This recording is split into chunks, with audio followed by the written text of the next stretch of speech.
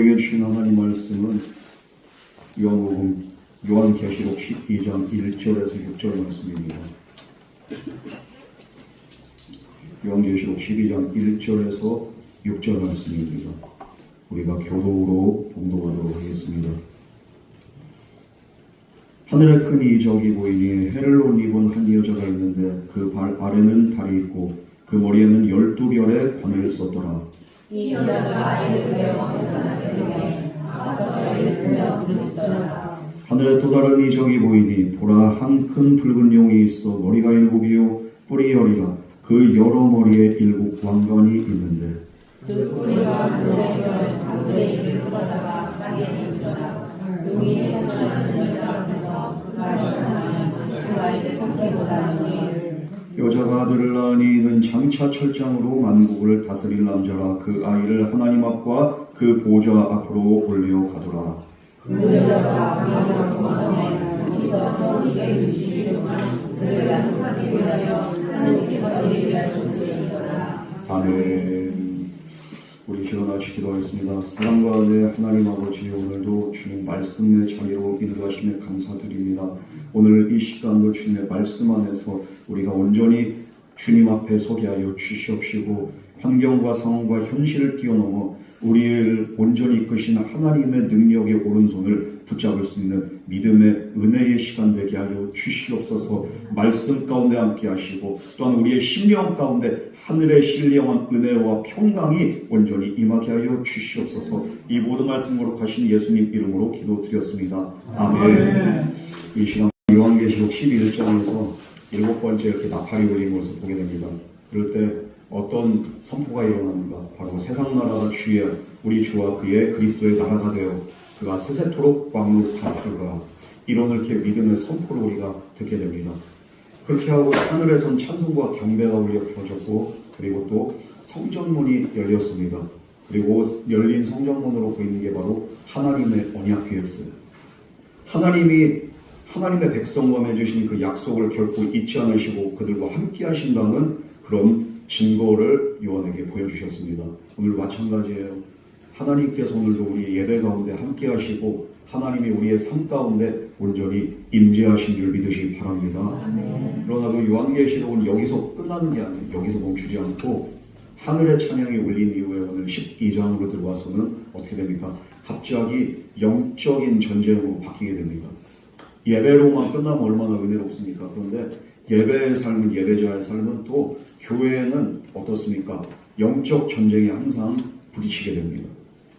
하나님 나라가 선포될 때, 그리고 하나님의 영광을 드러낼 때 한편에선 어둠의 세력이, 어둠의 권세가 가만히 있지 않습니다.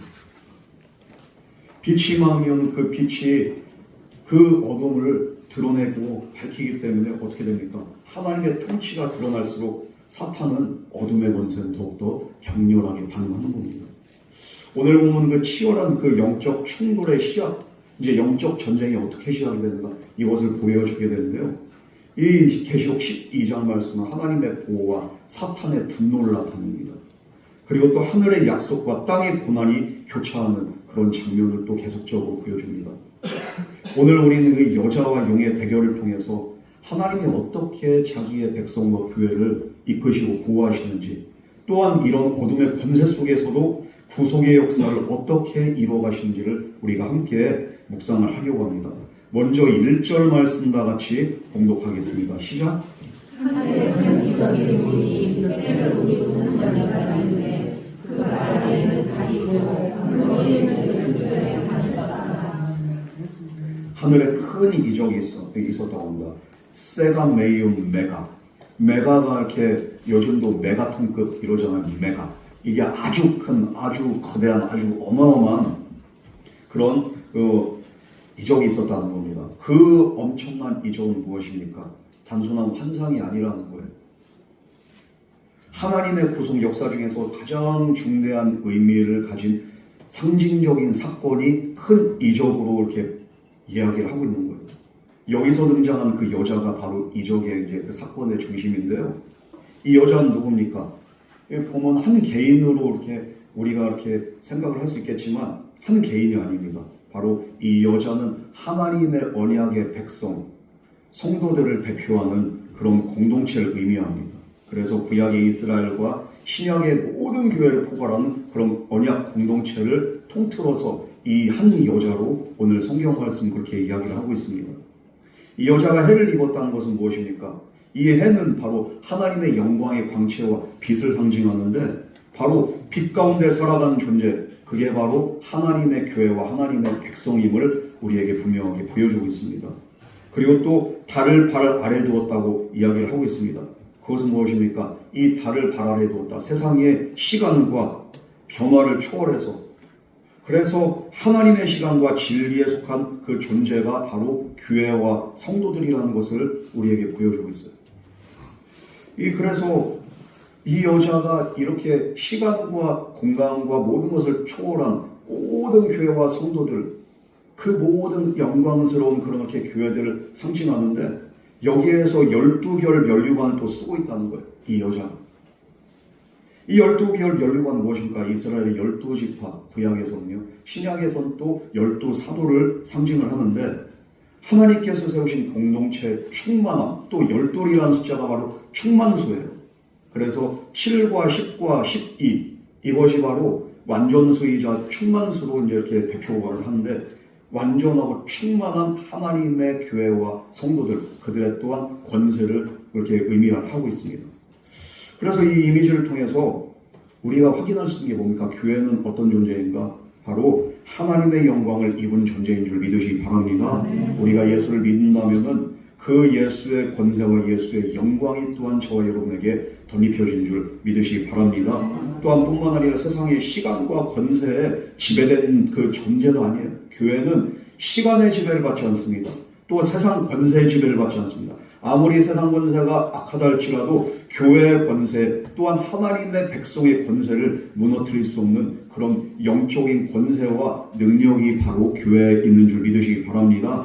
왜냐하면 하늘의 통치 아래 사는 존재가 바로 교회이기 때문입니다. 그래서 교회는 단지 건물이나 조직이 아니라 하나님의 언약 속에 살아가는 지금도 살아있는 영적인 생명체, 유기적인 존재가 바로 교회인 줄 믿으시기 바랍니다. 그러나 이 영광스러운 정체성 속에서 그냥 영광만 있을 것 같지만 교회는 핍박이 있고 환란이 있고 고난이 있어요. 그리고 또 이 영광은 그저 주어진 게 아닙니다. 다음 장면은 영광이 반드시 고난의 과정을 통과해야 되는 것을 우리에게 보여줍니다. 2절 말씀 우리 다같이 봉독하겠습니다. 시작! 이 여자가 아이를 여자가 해산의 고통을 겪습니다. 교회가 해산의 고통을 겪는다는 것은 무엇입니까? 한 생명을 잉태하기 위해서 아픔을 겪고 눈물을 쏟고 그리고 또 정말 내적인 갈등 속에서 그 또 아픔 속에서도 그 교회는 교회의 사명을 감당을 하는 거예요. 그래서 출산의 생리적 고통을 넘어서 하나님의 생명을 이 땅에 잉태하기 위한 영적인 고통을 의미하고 있습니다. 여기서 헬라어 크라조라고 하는데 이것은 무엇입니까? 여자가 부르짖었다고 하잖아요. 크라조라고 하는데 이건 단순한 부르짖음이 아니라 절박하고 처절한 그런 영혼의 울부짖음을 뜻하고 있어요. 그 한 영혼을 위해서 또 한 그 성도를 위해서 우리가 처절하게 눈물로 기도하고 정말로 어려움 당한 자를 위해서 우리가 중보할 때도 정말 눈물로 기도하고 그런 이렇게 영적인 처절함과 간절함과 울부짖음 속에서 하나님께서는 또 다른 생명을 낳는 그 생명의 역사를 부흥의 역사를 이루신 줄 믿으시기 바랍니다. 성경에서 해산의 비유는 바로 구원의 완성과 하나님의 역사를 이루는 그런 놀라운 그 상징을 그렇게 또 의미하고 있습니다. 교회는 단지 존재하는 것으로 그렇게 부족해요. 바로 교회는 하나님의 뜻이 이 땅 가운데 이루어지고 복음의 생명을 낳게 하는 그런 영적인 생명의 공동체, 이게 바로 교회라는 것. 그것은 우리의 성도의 기도를 수반하고요, 우리의 눈물을 수반하고요, 우리의 희생을, 우리의 아픔을, 우리의 인내를 수반하면서 이런 것들로 이루어지는 고통의 과정 속에서 한 생명이 탄생하고 또 한 생명이 살아나는 그런 생명의 역사가 있게 되는 거예요. 오늘도 우리에게 많은 해산의 고통이 있습니다. 가정에서 다음 세대를 양육하기 위해서 자녀를 놓고서 눈물의 기도를 드립니다.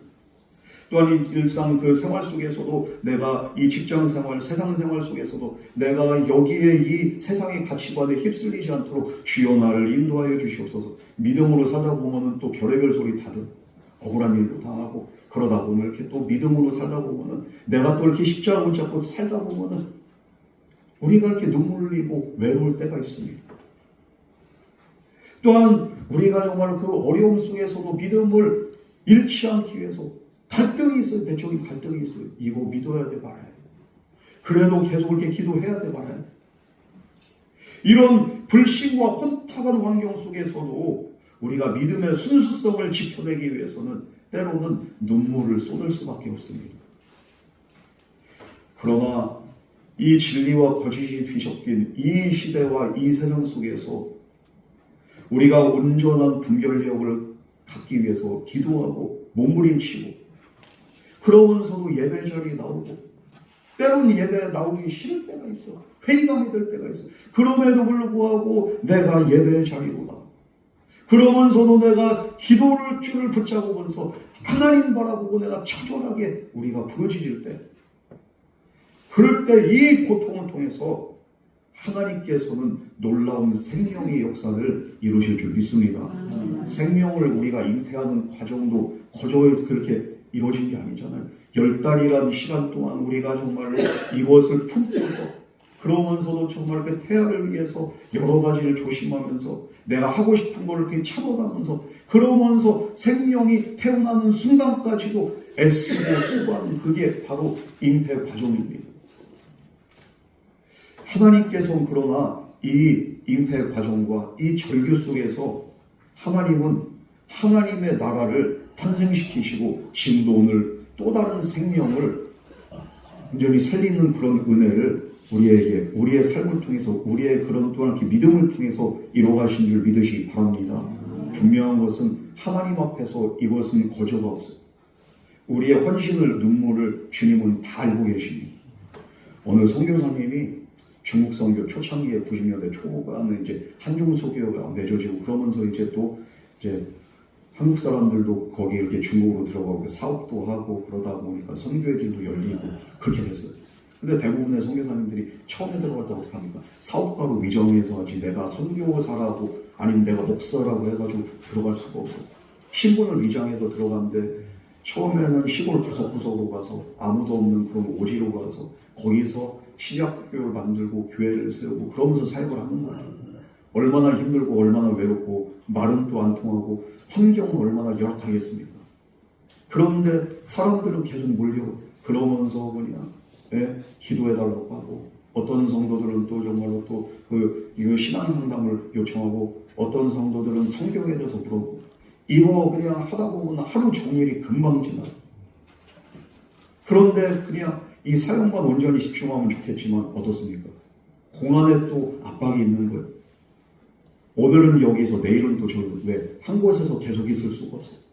언제 공안이 닥칠지 모르는 거예요.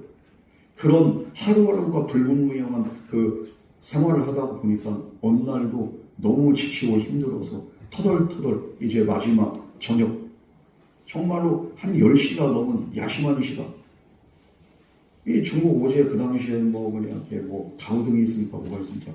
달빛만 비추는 거예요. 그런데 그 하늘을 바라보면서 이 선교사님이 주님 너무 힘듭니다. 그러면서 그 자리에서 길바닥에 다 무릎 꿇고서 그러면서 울면서 기도합니다. 주님 아시지요? 그게 다른 말 주님 아시지요? 주님 아시지요?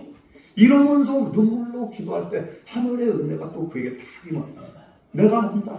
내가 알고 있고 내가 기억하고 있다. 하나님께서 응답하시고 하나님께서 음성을 들려주시고 그리고서 그 음성 듣고서 다시 새 힘을 얻어서 이 선교 사역을 감당했던 그런 믿음의 간증이 있습니다. 여러분 눈물이 있어요. 아픔이 있어요. 우리가 신앙생활 하다 보면 고통이 있고 때로는 회의감이 있어요. 그러나 하나님은 이 아픔을 통해서 또 다른 생명을 인도하시고 또 다른 생명의 역사를 이루신 줄 믿으시기 바랍니다. 우리 3절에서 4절 말씀 우리 다 같이 봉독하겠습니다. 시작.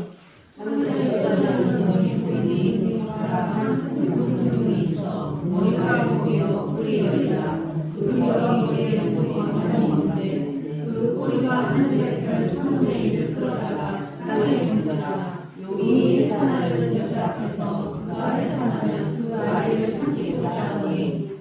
교회가 부흥하려고 하고 교회가 뭔가를 이루려고 하고 뭔가가 이렇게 역사가 일어나려고 하면은 절대적으로 이 이 붉은 용이 그냥 이렇게 교회 권세를 깨트리려고 박아버립니다.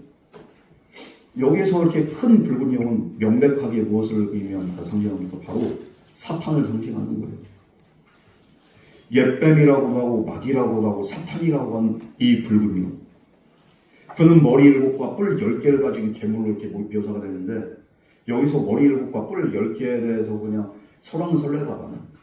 옛날엔 이거 가지고도 이렇게 얼마나 진짜 실제로 이렇게 머리가 10개고 그 머리 그 뿔 10개 우리가 상상이 안 가잖아요. 그런데 실제적으로 그런 게 아니에요. 그런데 이거를 억지로 끼워 맞추다 보니까 어떤 사람들은 뭐라고 하냐 이렇게 10개 뿔이 그 유럽 연합이라는 거예요. EU 그렇게 연합이라서 그 유럽 연맹이라고 하고 그리고 또 이제 머리 7은 뭐라고 합니까? 바로 이제 뭐 그 세대주의라고도 하고 그 7개 제국이라고 하고 역사 속에서 뭐 로마를 포함해서 바벨론 뭐 그냥 또 이집트 애국 뭐 이렇게 거대 제국들 7개의 제국들을 또 상징한다는 거예요.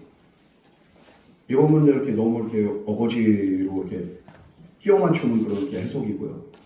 여기서 숫자 7과 숫자 10 제가 아까도 말씀드렸지만 이 성경에서 아주 중요한 숫자죠. 7하고 10은 완전한 수예요. 그런데 용이 머리 7과 뿔 10개를 갖고 있어요. 이 말은 무슨 말이냐? 이 세속적인 권세가 완전할 뿐만 아니라 지혜가 넘친다는 거예요.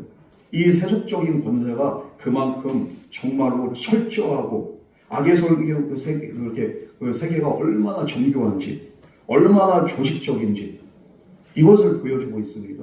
이 세상이 조직적으로 복음을 대적하고 교회를 박해하고 이 세상 권세는 조직적으로 우리 성도들을 계속적으로 신앙생활을 하지 못하도록 여러 가지를 통해서 교회의 모든 사역을 가로막는다는 겁니다. 여기서 붉은색은 또 무엇을 상징합니까? 왜 용이 붉은색입니까? 바로 살인과 피와 폭력을 상징하는 거예요. 이 붉은색은. 그러니까 이 붉은 용이 이렇게 조직적으로 교회를 박살내기 위해서 그들이 그냥 애를 쓰면서 또 한 게 뭡니까? 꼬리로 별 3분의 1을 끌어다가 던졌다는 겁니다. 마귀가 혼자서 타락한 게 아니죠. 마귀를 따라서 나온 그 천사들이 있어요. 그게 바로 3분의 1이나 된다는 거예요. 그거를 바로 귀신이라고 하고, 그거를 바로 또 그 마귀의 이렇게 그 수하라고도 하고, 거짓 영이라고도 하고. 이 악령의 세력, 이 악령의 세력에게 3분의 1이라는 거대한 그 영향력을 끼치는 존재가 바로 사탄이라는 거예요. 여러분, 그래서 이 용이 해산하려는 여자 앞에서 기다리는 게 뭡니까? 메시아의 탄생을 방해하기 위해서, 구원의 계획을 저지하기 위해서 용은 계속적으로 이것을 방해하려고 했습니다. 여러분, 사탄은 언제나 하나님의 구속의 역사를 방해합니다. 교회의 부흥의 역사를 방해합니다. 창세기에서는 사탄이 뱀으로 나타나서 어떻게 합니까? 인류를 타락시켜서 최초로 인류가 타락된 다음에 죄가 들어온 다음에 인류에게 죽음이 찾아오게 됩니다. 뿐만 아니라 출애굽기에서는 바로를 통해서 어떤 그렇게 역사를 그렇게 이루려고 합니까? 히브리 남자아이들을 그냥 다 죽여버리려고 합니다.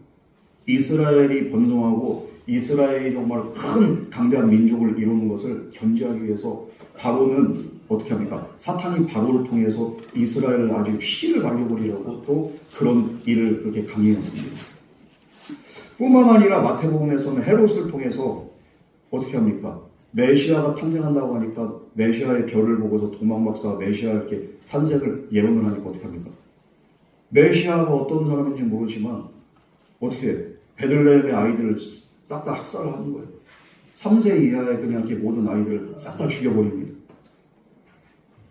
이렇게 하면서 사탄은 지속적으로 하나님의 역사를, 하나님의 그 구원 사역을 계속적으로 조직적으로 방해했다는 거예요.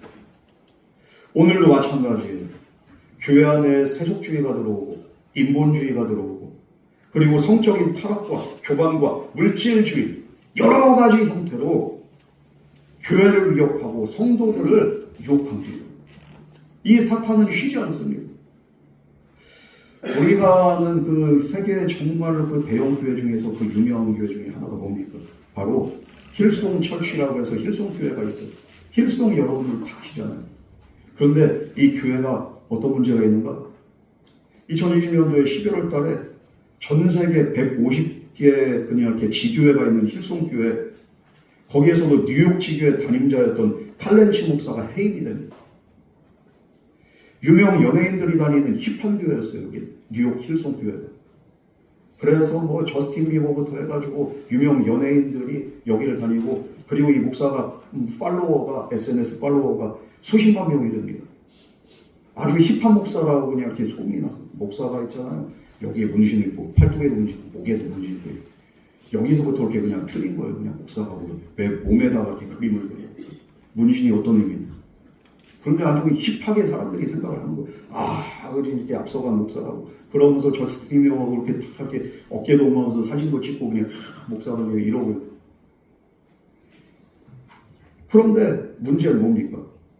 연예인들이 다니고 수많은 사람들이 막 몰려오고, 그리고 예배 자체가 진짜 하나의 그냥 콘서트 같고. 그런데 나중에 보니까 여성 그렇게 수많은 신부들과 부적절한 관계를 맺은 이렇게 스캔들이 터진 거예요. 그리고 또 어떻게 합니까? 그 재정 문제가 터집니다. 이뿐만 아니라 2022년도에는 이 힐송교회 설립자가 있어요. 83년도에 설립됐는데 이 설립자가 브라이언 휴스턴이라는 그렇게 목사 가지고 그냥 사임을 해버려요. 이 전 세계적으로 우리가 그냥 대표적인 이렇게 그 찬양만 해도 주품에 품으소서, 이 찬양 아시잖아요. 주품에 품으소서. 이 찬양 부르면서 우리가 얼마나 이렇게 눈물을 흘리면서 우리가 이렇게 예배드리면서 감동의 성령에 그냥 이렇게 임재에 빠져버려요. 그런데 이것을 작사 작곡한 이 휴스턴 목사가 어떻게 합니까? 뭐라고 하냐면은, 내가 요즘에 그 진짜 신이 있는지도 이렇게 모르겠다고 SNS에다가 그렇게 올리는 거예요. 우리가 불렀던 그 찬양의 그 수많은 그 영적인 찬양의 그 선구자가 되고, 그리고 또 정말로 그 많은 교회와 찬양 사역자들에게 영향을 줬던 그 교회가 그렇게 타락을 한 거예요. 이 대형 교회 그 여기만 타락했겠습니까? 어떤 교회 보면 이렇게 진짜 로버트 슐러 목사가 그 목회하던 크리스탈 교회, 여기는 뭐냐면 이렇게 프리메이슨이라고 이렇게 지금 이렇게 또 그런 이렇게 또 이야기들이 있어요. 교회 지도자. 이들의 예배가 얼마나 열정적이고 얼마나 현대적이었습니까? 젊은이들이 얼마나 넘쳐났습니까? 그런데 외형적으로 가장 성공한 교회처럼 보였던 이 교회가 어떻게 됩니까? 음악이나 열정이 이렇게 넘쳐나는 교회가 사실은 하나님 대신에 다른 것을 경배했다는 거예요. 성공과 이미지를 경배하고 목회자를 경배하고, 예배의 주인인 하나님이 아니라 사람의 감정과 사람의 그 느낌을 그냥 그들이 따랐다는 거예요. 성경적인 거룩함보다는 세상적인 인기가 이들에게 우선순위가 되고, 세상적인 영향력이 그들에게는 그냥 이렇게 목표가 된 거예요. 붉은 영은 오늘도 여전히 교회와 성도들을 미혹하면서 그 교회와 성도들을 쓰러뜨리려고 삼키려고 합니다. 교회의 화려함과 인기, 건물, 이런 것들이 결코 우리의 예배, 성도의 거룩함을 대신할 수가 없어요. 우리는 항상 스스로를 돌아봐야 됩니다. 내가 지금 신앙생활을 하는데 세속주의에 빠졌지만 내 믿음이 정말로 하나님 앞에서 온전한지, 우리는 진리의 말씀으로 항상 깨어있지 않으면 이 거대한 용의 유혹에, 용의 또한 그 공격에 우리는 쉽게 흔들리고 쓰러질 수밖에 없어요.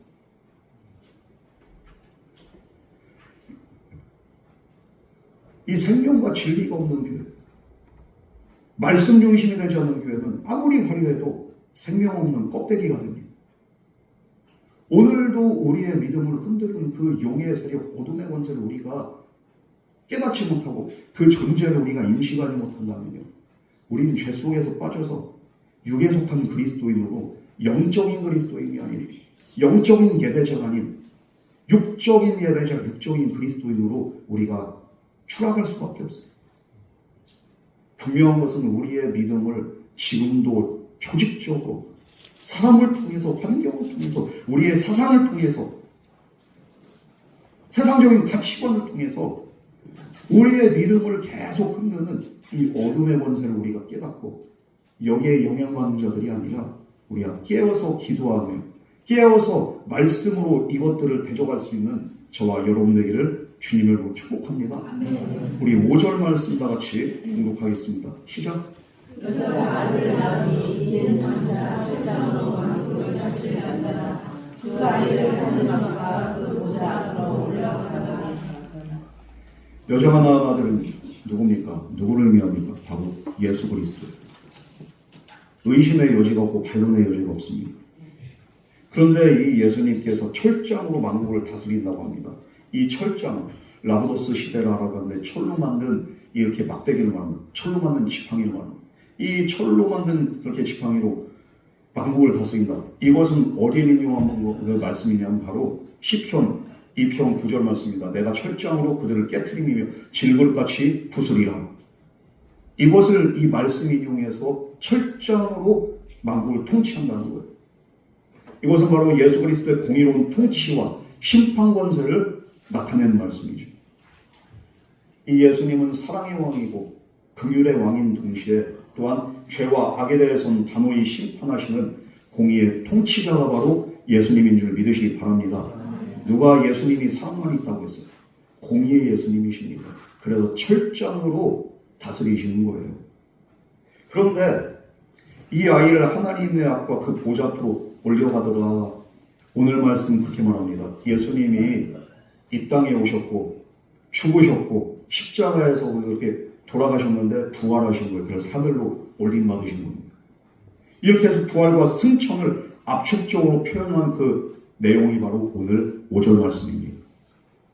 그런데 사탄이 십자가를 통해서 메시아를 삼키려고 했지만 삼켜진 게 아니라 오히려 부활 승천을 승리해서 올라가셨다는 거예요. 하나님께서는 예수님을 죽음에서 일으키시고 하늘 보좌로 올리신 줄 믿습니다. 그래서 이 장면은 구속의 결정적인 승리를 보여주는 거예요. 사탄이 아무리 삼키려고 아무리 하나님의 사역을 방해한다 할지라도 결국에 승리자는 누구냐? 바로 예수님이고 우리 하나님 아버지가 될 줄 믿습니다.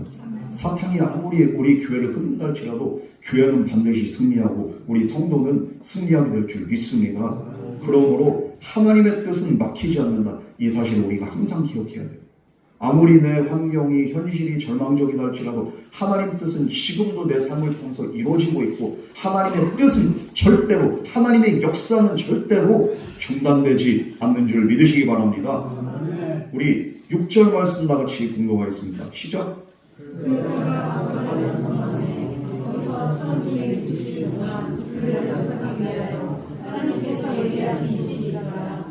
예수님이 부활 승천한 후에 이제 여자가 남아있잖아요. 겨우 그렇게 교회는 남아있고 성도들은 남아있어요. 부활 승천한 후에. 그러나 그들의 사역은 더 정말로 그렇게 찬란하게 그리고 더 폭넓게 이어집니다.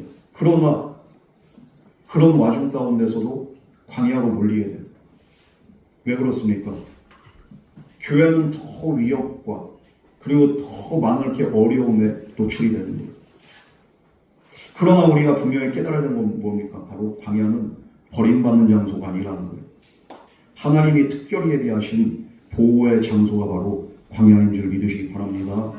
성경에서 광야는 이중적인 의미를 갖고 있어요. 첫 번째로 광야는 연단의 장소라는 거예요. 이스라엘 백성들이 가나안에 들어가기 위해서 40년 동안 연단받은 것.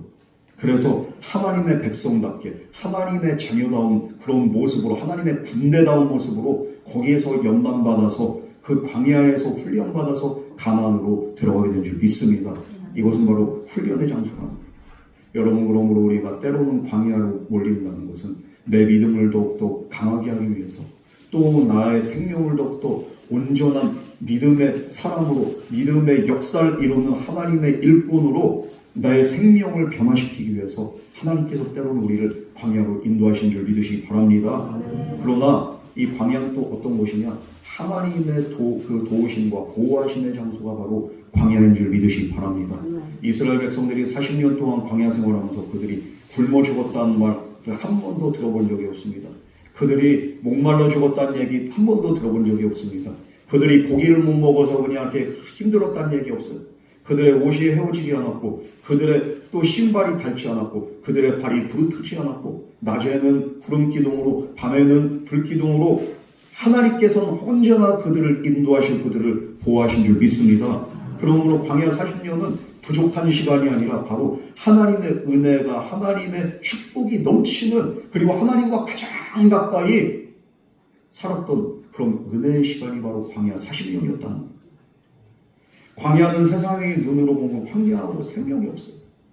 그러나 하나님의 백성의 광야는 새롭게 세워진 자리이고, 연단의 자리이고, 그리고 하나님만을 의지하고 참된 예보를 회복하는 그런 영적인 은혜의 자리가 바로 광야인 줄 믿으시기 바랍니다. 여기서 1260일 동안 광야를 이제 이렇게 그 여자가 교회가 이제 이렇게 내몰렸다는 거예요. 이 1260일은 무엇입니까? 바로 3년 반, 42개월을 의미하는데요. 이것은 바로 다니엘의 그 한때, 두때, 반때, 바로 그 3년 그 반을 말합니다. 같은 기간이. 이 숫자가 상징하는 건 뭡니까? 7이 완전한데 7의 절반이니까 3년 반이니까요. 완전하지 않은 거잖아요. 이 고난의 때가 영원하지 않고요. 고난의 기간이 제한되어 있다는 거예요. 영원할 것 같지만 절대로 길지 않고 그 순간은 짧을 것이라는 거예요. 그리고 또 이 숫자가 상징하는 또 다른 의미가 뭡니까? 바로 하나님의 축복과 보호와 인도하심을 상징합니다. 이 고난 중에서도 하나님께서는 보호하시고 양육하시는 거예요. 그를 양육하기 위하여 이렇게 말하고 있습니다. 이 광야에 그 3년 반을 쫓겨갔는데, 그런데 그 3년 반 동안 광야에서 풀 한 포기도 없고 물도 없는데 어떻게 살 수 있습니까? 하나님이 양육하고 하나님이 먹이시고 하나님이 입히시고 하나님이 도우시고 함께 하시기 때문에 광야에서 살아남을 수가 있는 건 믿으시기 바랍니다. 하나님이 양육하지 않으면 살 수가 없어요. 하나님은 우리를 광야로 내몰지만 우리가 또 살 수 있게끔, 때로는 우리를 연단하시지만 우리가 그 연단을 경험할 수 있게끔 하나님께서 은혜로, 사랑으로 저와 여러분을 인도하심을 믿을 수 있는 저와 여러분 되기를 주님을 축복합니다. 여러분, 그리고 이 3년간 바로 무엇입니까? 바로 완성을 향하는 과정이, 7이 완전하다고는 완전하지 않잖아요. 3년 반은. 왜 그렇습니까? 아직 완성되지 않은 중간 기간이 있다는 것. 이 완성되지 않은 그 기간 동안에 교회를 더 굳건히 하고 성도의 믿음을 더 굳세게 해서 이 광야에서 성도가 어떠한 환경과 상황 속에서도 승리할 수 있는 믿음이 생길 수 있도록 하나님이 광야로 인도하시는 거예요. 여러분, 그러므로 하나님께서 예비하신 것, 이 말이 매우 중요한 거예요. 하나님이 광야를 예비하셨다는 거예요. 여자가 스스로 찾아낸 피난처가 아니에요. 바로 하나님이 미리 준비하신 자리가 바로 이 광야라는 겁니다. 오늘 말씀에서 우리 인생에서도 광야와 같은 시기가 있어요. 어려움이 있고, 그러나 이곳은, 이 광야는 우연한 게 아니에요. 하나님께서 우리를 위해서 예비하신 연단과 성숙의 자리가 바로 광야인 줄 믿으시기 바랍니다. 1517년도에 마틴 루터가 교회가 그냥 이렇게 너무 타락하니까, 교황청이 너무 타락하니까 어떻게 합니까? 비덴베르크 성 그 교회 문에다가 95개조 반박문을 그냥 이렇게 탁 써가지고, 이거는 정말로 아니다. 교회가 너무 세속적이고, 그리고 교회가 돈으로 구원을 살 수가 없다는 것. 구원은 전적으로 하나님의 은혜, 믿음은 전적으로 우리가 정말 그 믿음으로 말미암아, 믿음도 하나님이 주신 은혜로 말미암아 우리가 믿음으로 사는 거다. 이것을 그냥 이렇게 마틴 루터가 정면으로 반박하면서, 그러면서 카톨릭 교회 부패를 고발합니다. 이것 때문에 전 유럽 교회가 난리가 났어요. 뒤집어졌어요. 교황과 신성 로마 황제를 그를 이단으로 규정을 합니다. 그렇게 하고서 이제 종교 재판 받아서 이 사람 어떻게 됩니까? 그냥 아예 파문을 시켜버리는 거예요. 이러다가 조만간에 화형을 당하든지 죽을 수밖에 없어요. 그러나 어느 날 그 1521년도 그렇게 5월 달에 루터가 그 괴한들로부터 납치를 당해. 사실은 그 납치당한 것도 그 루터를 살리기 위해서 다른 사람이 이제 이렇게 프리드리히라는 그렇게 또 이 사람이 자기의 그렇게 다른 성으로 이동시킨 거예요. 보호하기 위해서죠. 그런데 얼마나 깝깝합니까? 이 감옥과 같은 그 성 안에서 외부와는 단절되고 내가 진짜 여기서 언제 나갈지 그리고 내 삶은 또 어떻게 될지 하루하루가 정말로 너무 이렇게 진짜 지옥 같은 거예요. 그 성 안에서 루터는 외로움과 두려움에 싸웠습니다. 그 후에 그러나 나중에 그가 이렇게 고백한 게 뭡니까? 나는 그때 날마다 마귀와 씨름했다. 루터가 그렇게 말합니다. 세상의 눈으로 보면 이것은 완전한 실패입니다. 그러나 바로 그 광야 같은 자리에서 루터는 갑자기 어떤 감동이 옵니까? 이 성도들이 이렇게 방황한 것은 진리의 말씀인 성경을 몰라서 그렇답니다. 이 성도들도 성경을 읽을 수 있게끔 이것을 번역해야겠다. 왜냐하면 그 당시에는 그냥 라틴어로 돼 있었어요. 성경이. 라틴어로 써가지고 그래서 그냥 사제들 자기들끼리만 성경 읽고 미사하고 예배를 드렸단 말이죠.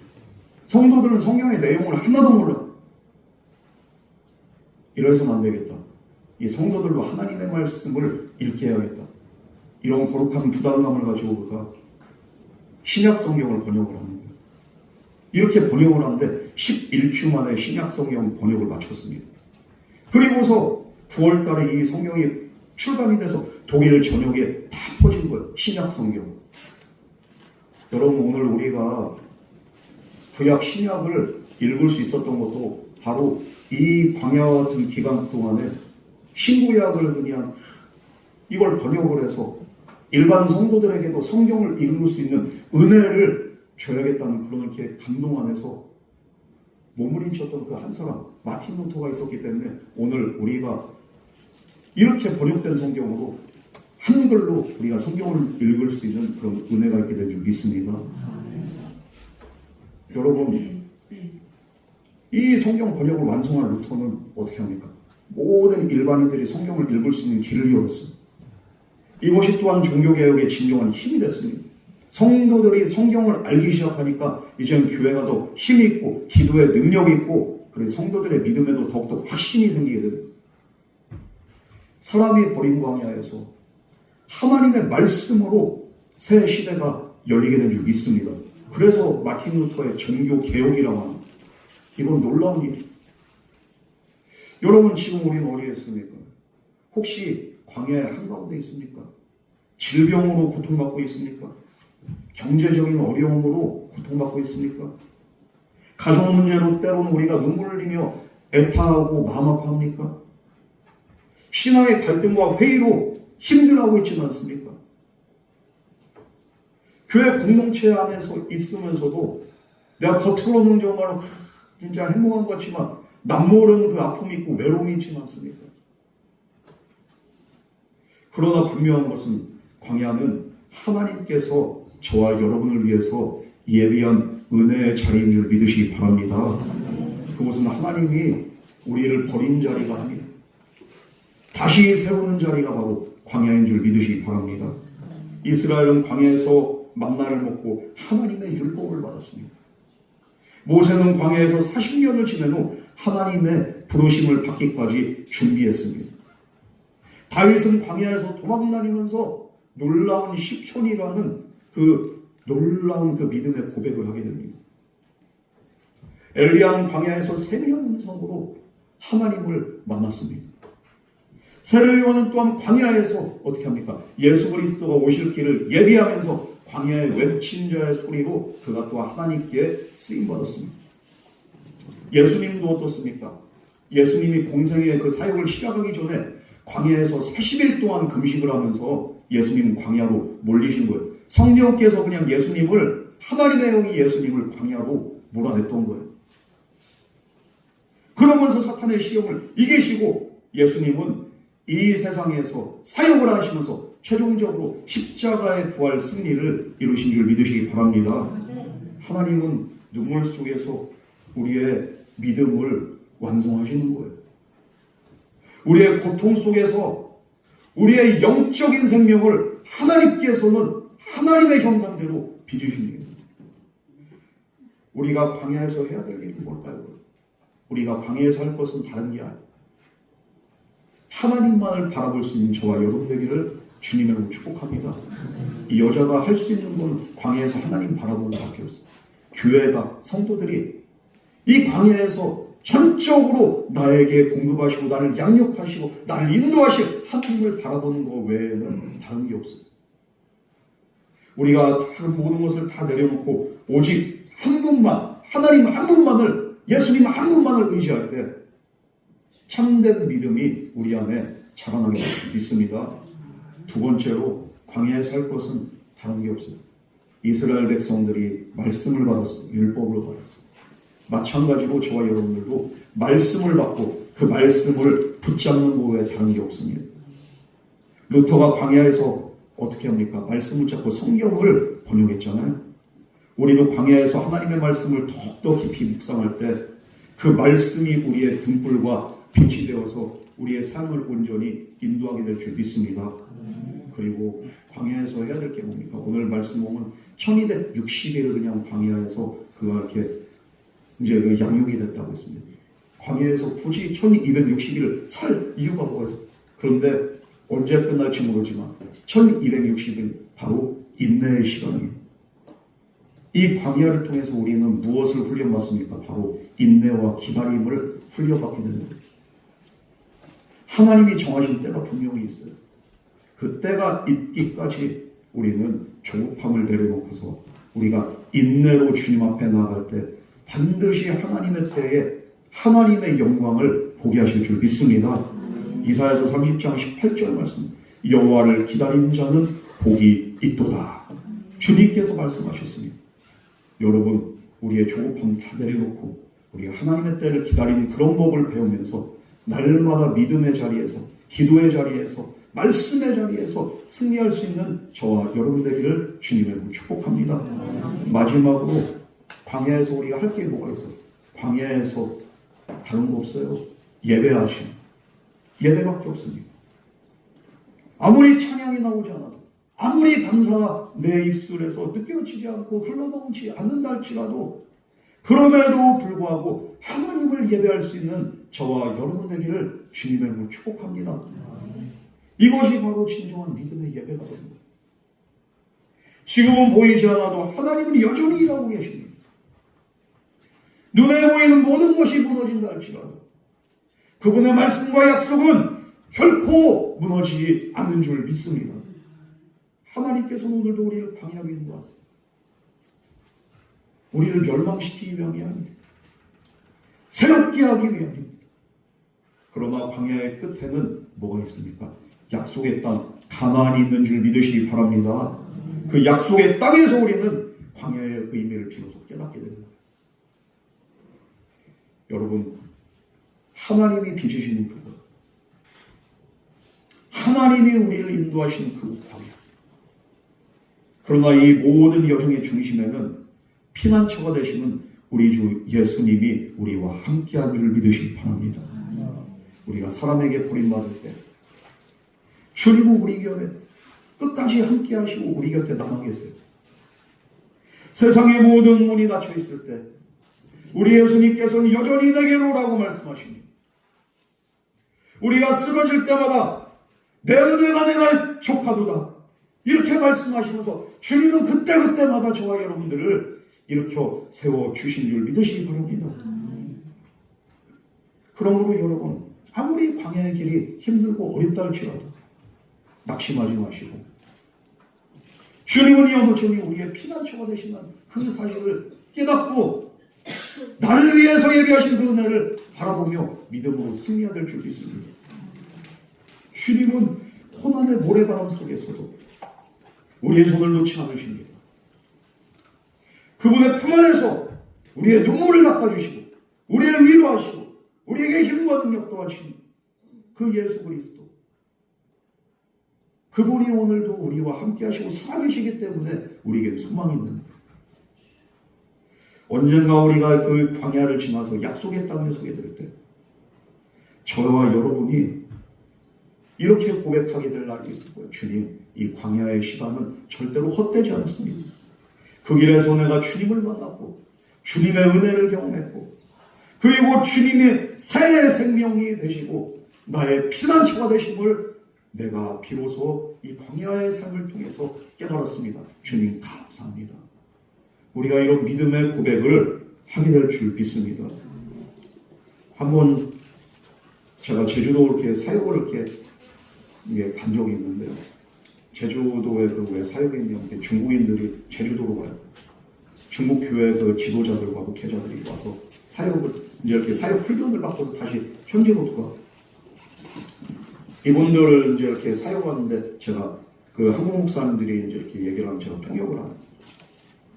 이분들 데리고서 열방대학교도 가서 이렇게 통역도 하고 이렇게 여러 군데를 돌아다니긴 했는데, 근데 한 번 이렇게 기도회를 하는데 이분들이 너무 이렇게 영적으로 다운이 되어 있는 코가 축 빠져서 지금 중국교회 현실이 시진핑이 그냥 교회를 너무 그냥 핍박한다.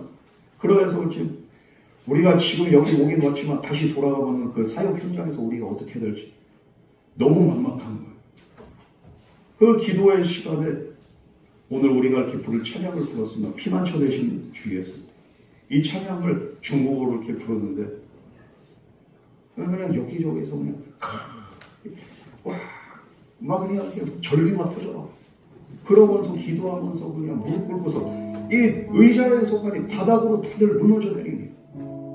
그러면서 주님, 이 광야와 같은 이 현실과 이 상황 속에서도 주님은 우리의 피난처 되시고 우리의 교회의 주관자가 되심을 우리가 인정합니다. 그들이 눈물로 고백하고 이 찬양 부르면서 그들이 다시 믿음을 결단합니다. 여러분, 이 은혜의 주님께 저와 여러분들도 오늘 우리의 삶을 맡기면서 우리가 주님은 나의 피난처가 되시고 이 광야와 같은 세상 속에서도 주님은 우리를 끝까지 인도하시고 양육하시고 책임지실 줄 믿습니다. 우리의 영원한 소망이 바로 나의 주 나의 하나님 나의 예수 그리스도 주님이신 줄 믿습니다.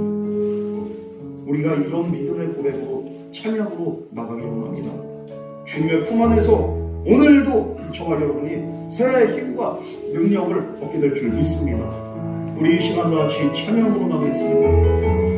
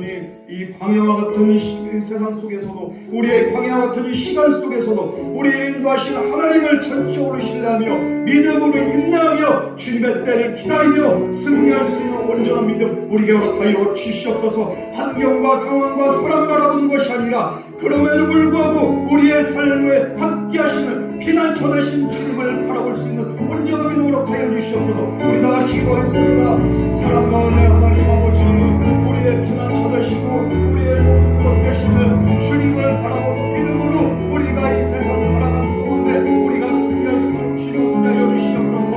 우리의 모든 것 되시고 우리의 피난처 되시고 우리의 인도자 되신 주님 앞에 우리의 모든 문제를 내려놓고 주님 바라본 믿음으로 날마다 나아가며 간구하며 기도하며 말씀 붙잡으며 승리할 수 있도록 주님 함께 하여 주시옵소서. 우리를 새롭게 하시고 우리를 다시 일으키시고 우리를 회복시키신 이 광야에서 주님의 음성 들려지게 하여 주시옵시고 주님 온전히 보여지게 하여 주시옵시고 주님의 영광을 우리가 바라볼 뿐만 아니라 경험케 되는 놀라운 은혜가 우리 가운데 있게 하여 주시옵소서. 우리의 믿음이 흔들리지 않고 우리의 믿음을 붙잡아 주시고 주여 역사하여 주시옵소서.